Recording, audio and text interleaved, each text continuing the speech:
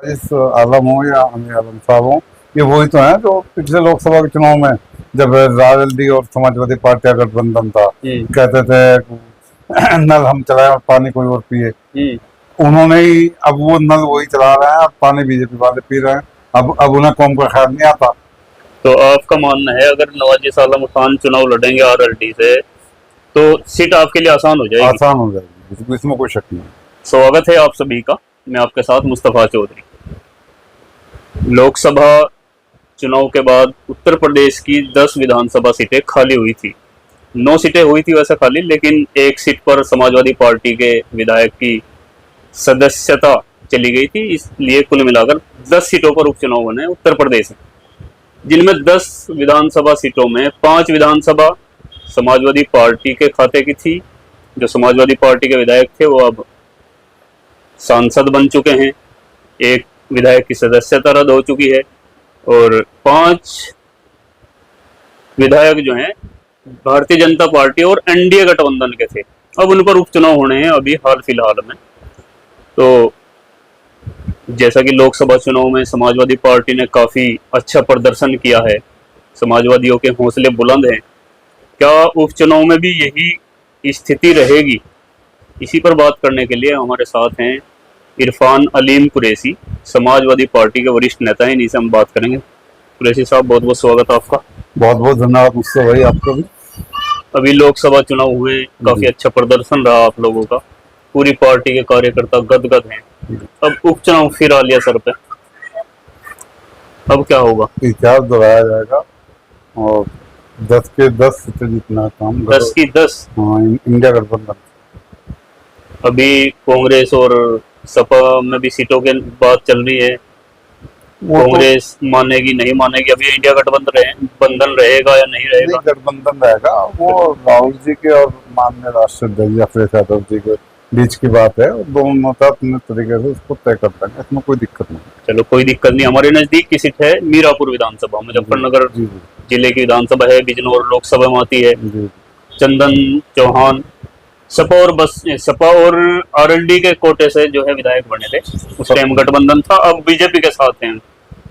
तो बड़ी चुनौती होंगी मीरापुर पर।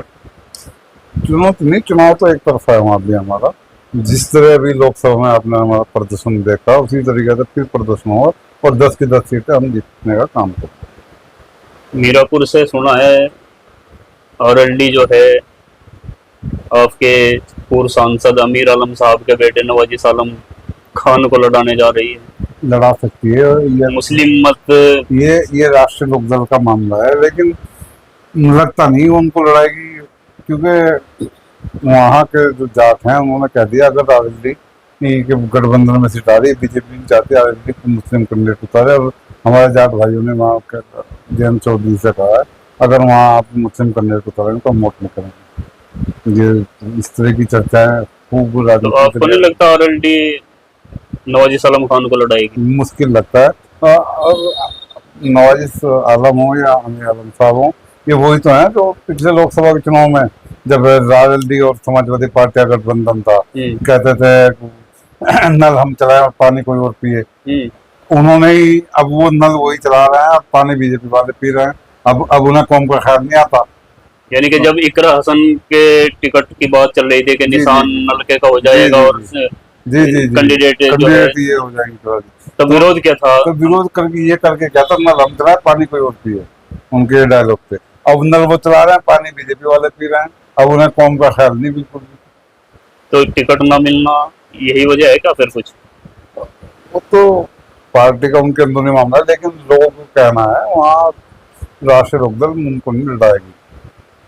लंबी लाइन है उनके पास भी, जैसे समाजवादी पार्टी और इंडिया गठबंधन के पास, कांग्रेस गठबंधन के पास लंबी लाइन है। तो जो उनका पार्टी का मामला है, जिसको लगता नहीं उनको लड़ाएगी। मान लिया अगर पार्टी जिस तरह के अमीर आलम साहब ने खुद बताया कि मेरे पास जयंत चौधरी जी का फोन आया था और उन्होंने कहा कि आपके बेटे को लड़ाना चाहते हैं नवाजिश आलम खान को, तो हो सकता है लड़ा भी दें। अगर नवाजिश आलम खान चुनाव लड़ गए मीरापुर से तो आपकी पार्टी का जो वोट बैंक है मुस्लिम, वो तो खिसक जाएगा उधर।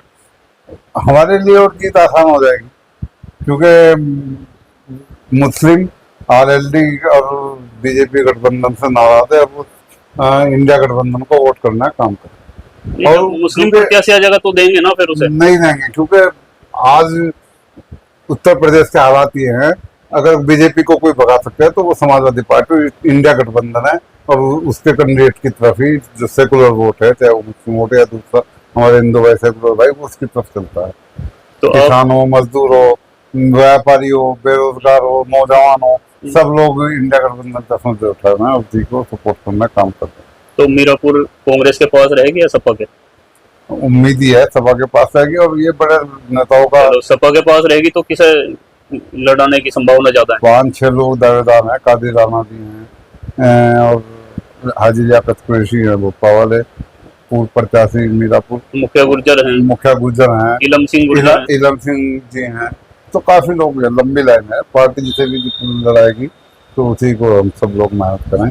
और अगर 1% कांग्रेस के भी उसमें जाती है तो चुनाव सब मिलकर पूरी ताकत के साथ लड़ाया जाएगा।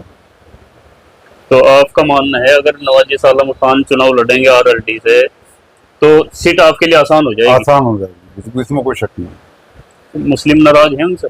मुस्लिम उनसे नहीं, वो इंडिया की तरफ देखता है और एनडीए गठबंधन के खिलाफ है, इसलिए। इसलिए। चलो खैर, ये थे इरफान अलीम कुरैशी, वरिष्ठ समाजवादी नेता हैं जिनको आपने सुना। मीरापुर विधानसभा पर आपका क्या सोचना है, कमेंट बॉक्स में अपनी राय दें। चैनल को सब्सक्राइब करें। धन्यवाद।